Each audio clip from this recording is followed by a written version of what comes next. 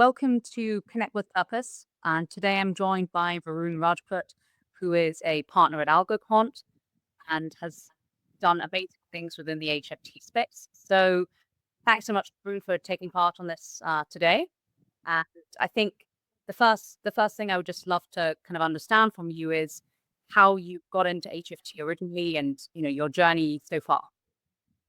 First of all, thanks, Augusta, for inviting me and having me. Um, my journey getting into HFT is a very long one and much can be described as a leap of faith. Just in simple phrase, a leap of faith, because I was working at Goldman Sachs and we were always thinking about doing something of our own. And those conversations at lunchtime, and we were anyways passionate about writing good systems, event processing systems and all that, which is core to any trading system.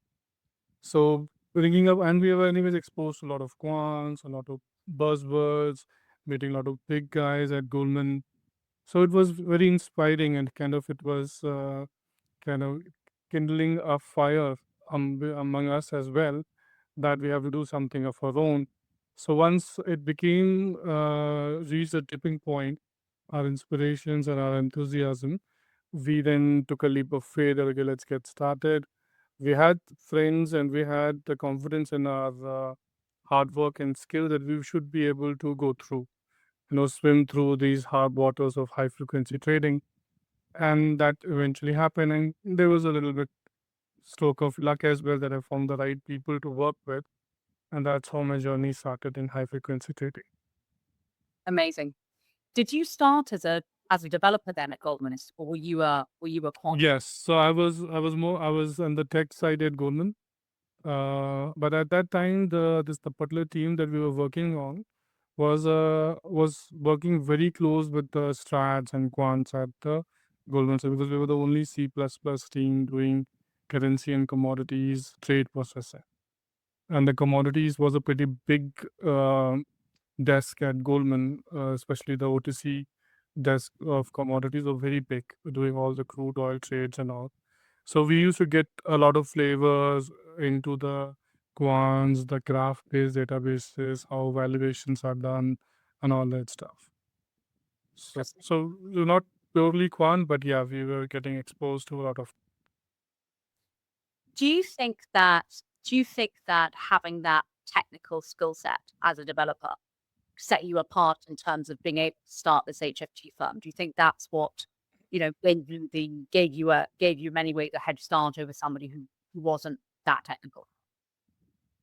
Uh, yes, I would say, because see, the thing is, like, when you value a quant trading firm, essentially you value the trading systems, right? Because algorithms in general, everybody says that you never know in what scenario they work, which markets they will work. But if you have a good trading system, like for example, a valuation system or a good event processing system, then that is valued. So because we had that skill in us, we had observed a lot of systems. One of the good things about us, like me and my other groups who started with me, was we were very good observers and we were very good learners. Though we might be a part of a team where some grades are working, they have built some systems, but we used to sit late or whenever we used to get time and read their code and understand from them what is the inspiration, this is coming from, what kind of a problem are they solving, and that kind of build were the building blocks to build a trading system, because you get to know that what how exactly you have to approach it, what exactly should be the foundation of it. So it is a plus to be strong in technology when you are starting a high frequency trading firm, but definitely you also need the algorithms to trade and all that stuff. And that's where I was fortunate that I met the right people, but they also wanted the strong technology, ultra low latency systems to trade on. And slowly over the period of time, the boundaries have merged. There's no tech, there's no quant. Now everybody kind of tries to acquire as many skills as they can. and it's becoming more competitive. It's becoming more like you need to have all the right set of skills, but at one time you might be focusing on purely a tech task, and after that you might be focusing on completely mathematical or an algorithmic based task. So when you hire today, do you look for that combination skill set, that mixture of people who can? Yes, I definitely have. Like if there is a guy who's very senior quant, and I'm hiring as a him as a quantitative researcher or a senior quantitative researcher, I would at least ask them a question that are you hands on in C++ or in Python, whichever language they use for their research.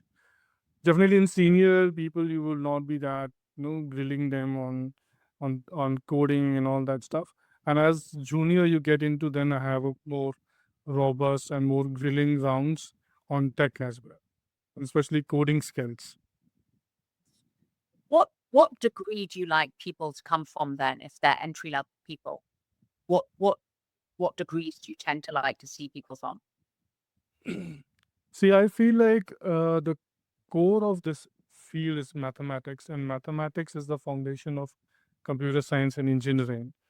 So my preference always the candidates from computer science and engineering, but then it is basically like because a lot of computer science, a core computer science branch, as it is taught in the National Institute and the Indian institutes, will involve a lot of mathematical courses, right? Like your discrete mathematics, functional programming, and those are and lambda calculus. So those are the foundations of the programming because if you can write your C++ code as mathematical functions using lambda calculus, then you have reached somewhere like functional programming. So computer science I will always look for, but unfortunately, the way computer science is taught in many institutes, it's very different. Everybody has their own flavor. Everybody has their own approach in teaching computer science engineering courses. So now it comes down to how good a person or the candidate has done in his 4 years at college, how many different research projects has he done.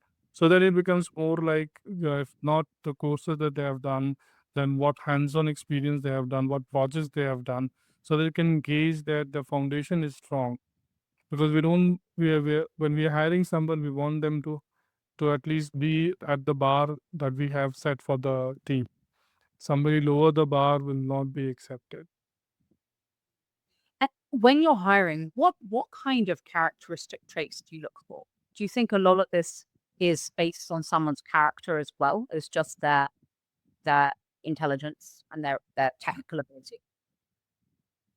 No, I give a lot of weightage to character, especially the attitude, or you can say um, the way they're approaching a particular problem and the way they are listening to instructions. For example, if I find someone, I'm giving an instruction or asking them a question, and sometimes the questions are open as well, and it is intended that way because I want to analyze how they are observing in what dimensions and what directions their brain can think an open problem, and they can ask me back for certain question. Certain cases I have felt that certain candidates are taken aback by an open question or by an open-ended question, right? They want a very closed form, and they are right at that, but the purpose is also to engage in a way that you communicate to the interviewer in a way that you can clarify, and that shows a lot about attitude, whether the person is a listener or is someone who thinks that he knows a lot and that he can do better, or he is cut out for something very different. So so so these are the traits that I will always look for, that how observant you are, and in what many ways you can think about a problem when it is not in a closed form. So problem solving is a very big part of what this industry. Yes, yes, yes, yes. Problem solving, yes, that is. And my views, and let me clarify also the earlier thing is my views on computer science and engineering could be very purist. But that doesn't mean that we are only looking for certain set of people. As you said, problem solving is the main attribute that we are searching for. If a person is good in problem solving, I think he has a good chance in getting selected. Do you think creativity then is also a very important part of this industry? Somebody who could think out the box and think differently. Yes. So essentially, like a lot of times people think that writing programs or doing software engineering is a very mundane kind of a thing, and which I differ from it. It's also something to do with creativity, how creative you are, and the imagination, the imaginative power of your brain. So it's like sometimes I can relate, or the analogy that can be given is writing poetry, right? That you have to think of something out of the box to come up with certain beautiful lines and all that. Everybody, a particular problem can have a multiple solutions, but the best solution is one which is really, that really stands out. Something that somebody has done really well, something out of the box thinking. So that's where this is one application of creativity. Another application of creativity would be imagination. How far can you think? So many a times we are limited by an imagination that we can't come up with all the test cases.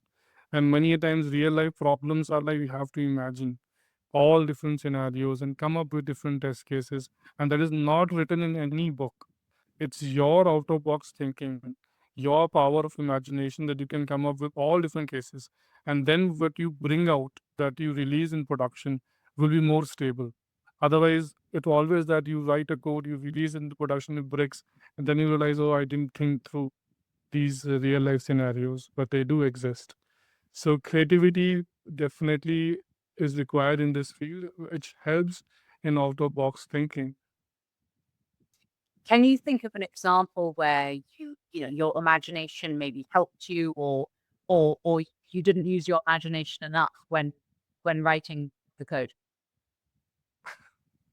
So, so I didn't say that to put get myself under the spot, but now if you have to, if you have asked, so see, many a times now I have after so many years, essentially like when I am working with my people that have worked with me now.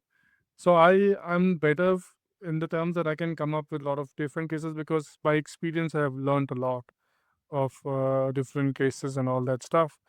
But taking back to days in Goldman. So the Goldman had a very complex architecture wherein like objects written in one location would get synced in multiple locations, and there were cases where it will break, and something was breaking, and it was breaking for a very long period of time. And our team got involved in investigating that. I think that was one of my good uh, contributions at that time, that I was able to come up with certain cases where things would break, where the whole ring sync will break. And yeah, so that is one thing that I can come up with. But lately, if I say an example, then I would be kind of holding a bias against myself because now things are pretty repetitive for me after years and years of seeing similar problems. So it will be not fair to the to others who work with me on those problems. But yeah, this is something that I can cite from my early career. That I was able to do something different because of me thinking at that time out of the box. What you said's quite interesting because do you think then that the more experience you have in this industry, the more problems, the better your problem solving becomes because you've seen things so many times. So you become better and better and better the more senior you get. So it only happens when you are observant, when you are passionate about it, because it's very easy to get bored and get burnt out. That you feel like it's no longer exciting for me. In my particular case, problem solving, everyday real life, solving everyday real life problems, either it is in computer science or in quantitative mathematics, is interesting to me. So I'm evolving every day and I learn every day. So I never feel the wear and tear that comes from boredom, from monotonicity, right? That everything has become very monotonic. So that is not my case. So I am evolving every day, and with experience, I am training myself in thinking of all different possible cases that I can come up with. Makes sense. So when you decided to start your own high frequency trading firm, I know you said that you had found the people to start with. How does that look like? Like where do you start? Was it that you just started from, your an office somewhere and started developing food, or what was the first thing that how did you start? Yeah, so my journey is something that we should not be citing a lot because mine was a completely brute leap of faith. So I have one thing I was fortunate was that I had good friends with me all along, and I met good people as well. So so I will start with this that current generation I see a lot of people, young people who are doing startups now. They're very well prepared. They're very well planned. They have a business plan and all that stuff, which is a good thing as well. But apart from that, what you need is that hard work and that skill and that tenacity that you would somehow survive. So there's a saying that sometimes those win who keep postponing the loss. Right. So if you the defeat essentially. So if you are postponing your defeat, there are more chances that you would win eventually. So on the same lines, essentially, my story is more about hard work, having the closest and the trusted friends, and with all the hard work, you landed up that your hard work eventually paid good returns. And where I was lucky that wherever business mistakes I made, I was able to overcome with them because I was in a set of good people. Right. On this, I would say that everybody should have a good business plan, what they're achieving, what they are not. But another thing about business is that the attention, again, attention to detail, what exactly you're doing, what exactly you're solving, what is your cost, what is your return on that cost, when will the revenues start. These are the things that everybody thinks that they are looking at, but sometimes they miss the finer details. And devil is in the detail, right? So if you pick up those ideas, then everything becomes really easy. It will flow smoothly. It won't be as tough as some examples where people are not being able to achieve what they set out to do. But I feel that a lot of cases that I have seen, if people have these basics strongly done, they are successful. And did you start in the Indian markets when you started your own firm? Have you always That's how you began? No, I wasn't. I was always looking for partnerships essentially. So I was not. I always knew that I don't want to do everything by my own. So I always was looking for good partners to work with so that we can distribute the work. And I always wanted to do more than one thing in my life. So and that was my quest essentially to get the right set of partners to build a business. And when I eventually got it, then there was no looking back from it. We'd have see the thing is like it's not about the mistakes. Mistakes do happen, and it's always the mistakes that improve you or make you a better person in terms of the business, in terms of the skills. So that is a very essential part of the journey of making those mistakes, of committing those mistakes, right? Uh, but what happens next is learning from them and improving and not repeating those mistakes. So then you see your efforts bearing fruit and your business essentially start to get some revenues or things becoming brighter, smoother. So in terms of the business acumen you need to run a high frequency trading firm, do you think you need a lot of like business skills, or do you think that the technical ability set you ahead in this? Yeah, so this is very kind of a very my personal observation on this particular area of business. I think this business is more about technical skills. Um, So yeah, in terms of the business acumen, maybe if you can say that again, what is your thoughts on importance of business acumen in this industry? I think it's the business acumen is the technical skill here because it's a very technical skill driven business essentially and everybody values the skill. So if you have the skill, you would be making money, and that's when you get your investors, you can hire talented people. So it's all driven in this industry. It's very simple. If you know this math, you know this software. Your software is having this kind of latency, which is amicable for your kind of alpha. You would make money. That's all. That is the strategy. So I was saying there is more on the business acumen. It's more of this business, this particular industry is more technical skills driven, because if you have the skills in terms of the algorithms, the software, the C++, the latency that you can have, you will be making money in the markets. And once you are having if you show any slightest revenue from your systems, you get all the support post that. Then you can hire people for all the other things like regulatory side of the things, or having better talent to build a team. But it is very much driven by by technical skills. And this is the good thing about this industry is that you can, if you just have the skills, you can do very well in this industry. You don't need anything else. Makes sense. And I know before we joined this call, you said it's a very private industry. How do you successfully attract the talent that you want to be able to grow? Yes, that's a very good question. And that is where I always seek guidance from you that what we should do better, how we should project ourselves. Essentially, because like it is a very closed door kind of a setup, right? In this industry, you don't need much. There's no sales, there are no clients, right? You if you have your group of people, you have the capital within the group, you have the market access within the group, then what else do you need? You have to just work, put your heads down, get your systems ready, see the alpha, see the correlations, and go live in the markets.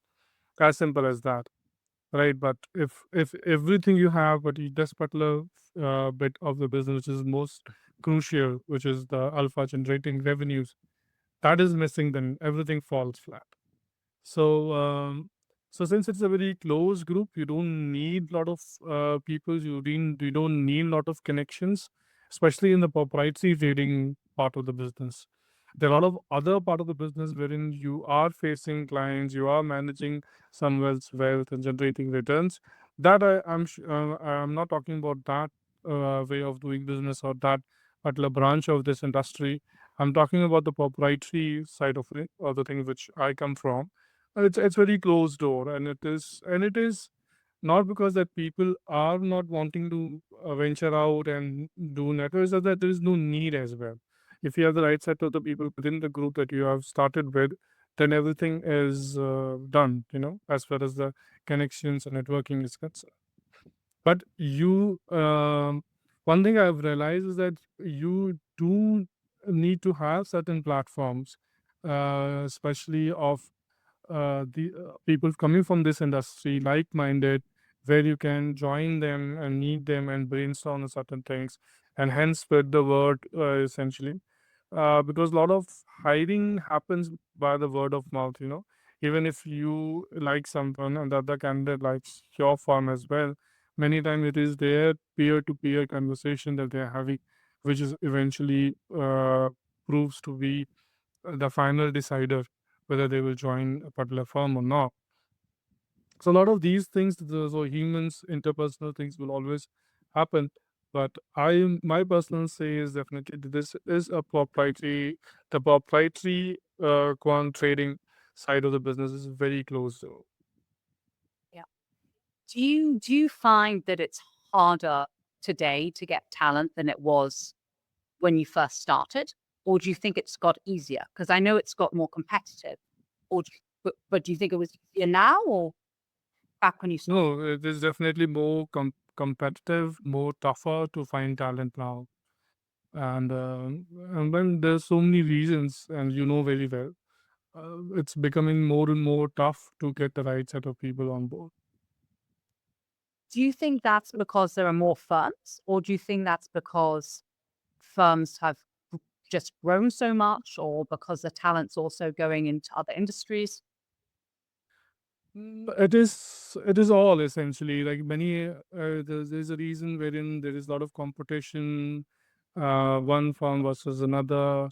There's a lot of competition in terms of who is offering them what, and then people also when they are when they are built certain type of skills, they are venturing out in different industries as well. So it is all a combined effect, which kind of makes things more and more tougher and competitive.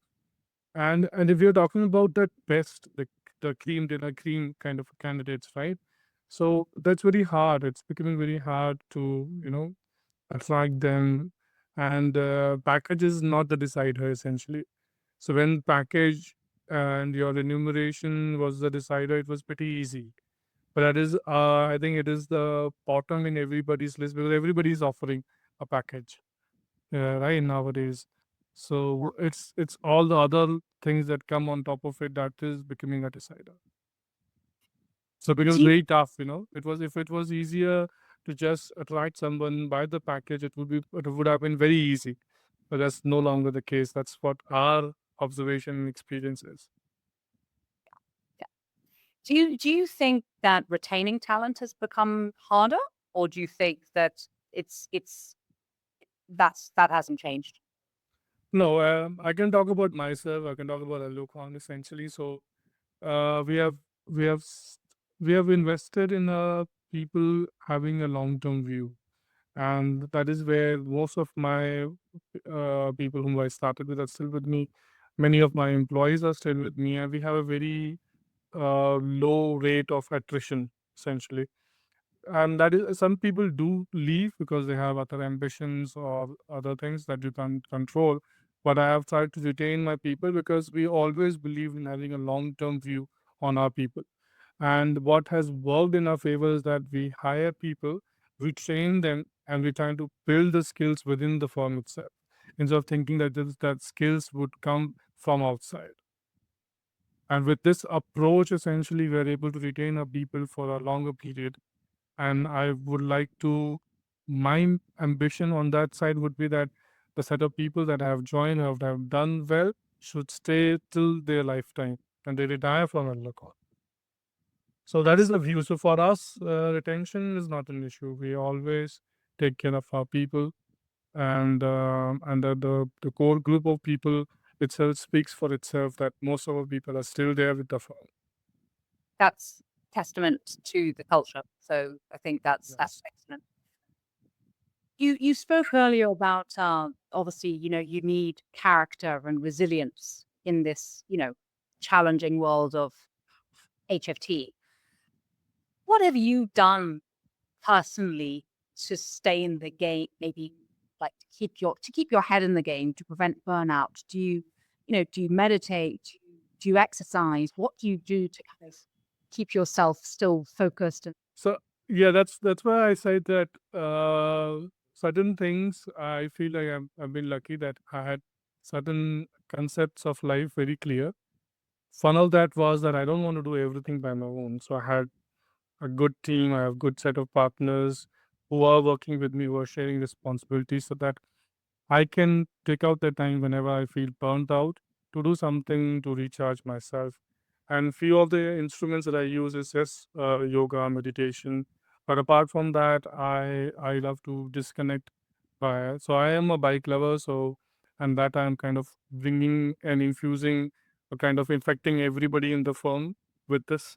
That now everybody. So last year, our best performers we gifted bikes.